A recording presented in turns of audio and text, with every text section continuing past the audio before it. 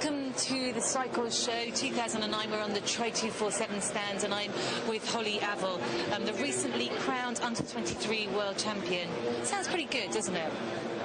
Yeah, definitely. I think the last time I was sat here with you was probably just either starting back training last year, so I wasn't very fit, and I'd like to think that I am still fit now. I've continued training since the under-23s, but yeah, and talking about time, it's gone so quick, and the time leading up to go into Australia just flew by, and then had the title, and it's another month down the line. I just don't know where time's flying these days. You obviously had an amazing 2008. I mean, it was just so brilliant to see. You were so young and you achieved so much. The start of 2009 was a little bit slower for you because you had a couple of injury problems.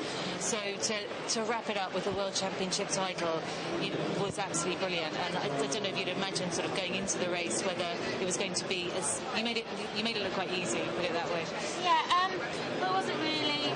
The injuries weren't really the main drama. It was just really a couple of niggles. The main reason why it was slow was when I had my 3-month break at the end of last year, and that was down to numerous reasons, mainly just needing the time to let my body rest and recover, and a couple of niggles put me out at the start of the season, but nothing major. And yeah, things were just a bit slower at kicking off, and I reckon that my peak did come in time for September. And yeah, when you have 3 months off, essentially that's not, you missed a winter block of training. And but yeah, it was patience was a virtue this year.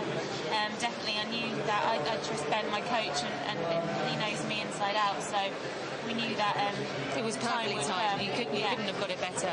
And you turned you had a junior world title as well. So you've gone junior world champion, under-23 world champion. So of course the next stop is senior world champion, isn't it?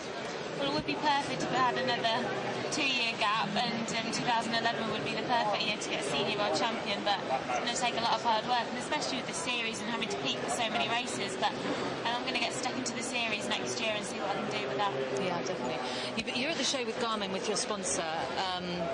A great piece of equipment for all athletes, especially triathletes, to be able to follow your run training, your swim training. What do you think is the most important information that your Garmin gives you when you're out training? Yeah, I think it's fantastic. I use the new Forerunner quite a lot. You can have it out on the bike for speeds. We can also link it up with power as well. And I have the edge on my bike for the power, and that's important, especially when back when I lived at home with Mum and Dad, I had to do a lot of rides on my own, and just to be able to measure your power, you know, if you're in the right zones, or if you're riding too easy or too hard, and then specific training sessions set around power, and that's really important too. And as well on running, I do a lot of build runs, and I like to build up the speed, so I'm always checking my watch at what time my lap was and what current speed, and I was just saying I was aqua jogging in the pool today. I do that alongside running as well, and it's great because the new Forerunner is waterproof, so I could use it just as a stopwatch in the pool when I was aqua jogging, and again for the open water, if you want to measure your distance, you can use it in the swim like that. So what does a typical day look like for you training-wise? With your Garmin, obviously. With my Garmin. Getting up in the morning, maybe if I do a little jog over to swimming, or if I've got my pre-morning kind of wake-up jog, I'll wear it then, just so I've got my 20 minutes. And I always like to keep a tally of my distance, so I'll know how many kilometres I've run in the morning, and if I've done a few efforts, kind of what speed I've got to. The watch will come off for uni and lectures. And then maybe back on if I'm out on the bike, I'll have it on again, and I'll definitely have my edge on the bike.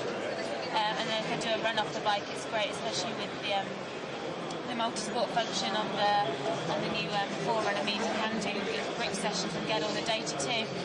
So yeah, I can have it on as much as possible, and I always upload the data onto Training Peaks, and Ben can look at the data, my coach, and I can look at it, and it's just great to have it all in store and stored and watch.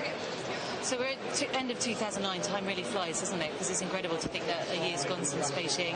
We've got 3 years left until London 2012. Is that something that's kind of in the back of your mind permanently, or do you just go, you know what, I'm just going to get through the next couple of years and see what happens? Or I think it's something that's always just sitting there, and you know it's there. It's kind of like a bit like an aura. It's always going to be around you, and it is something you do think about a few times a day, and it's nice to have it there.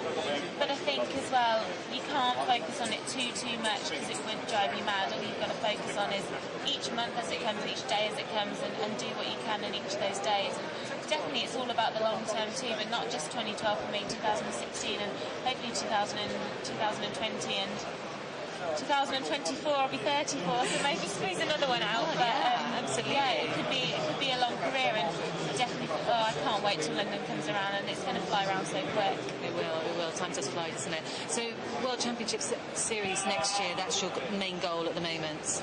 Yeah, definitely. I think the dates are yet to come out for the races, but I'm quite excited about following the series around and having to peak for a few more races to be a bit different to what I'm used to. And then the European Championships in Athlone in Ireland. My mum's Irish, so it'll be nice to. I'll have her side of the family there cheering me on, so that'll be good. You finished 6th this year at the European Senior Yeah, Championships, haven't you? Yeah, that was a good result. And Holland, Holton, where the course was lovely, and it is nice doing the Europeans. It's quite a competitive, competitive continent. It had a bit of a blip, but it's sort of come back up now, and I think it's a race where you'll expect to see the absolutely best in Europe show up. Oh, it's definitely strong, especially when we had Lisa Norden, Daniela Riff, we've got Fernandez and Spirig, and they're all there racing. So it's a really good championship to do. So I'll aim to peak for that again next year, and I'm pretty excited about it, and that will fly around too. We're definitely excited, very excited, because as you said, you've got a very long future, and it's looking pretty rosy at the moment. So good luck for next year, and thanks very much for talking to us. No, thank you.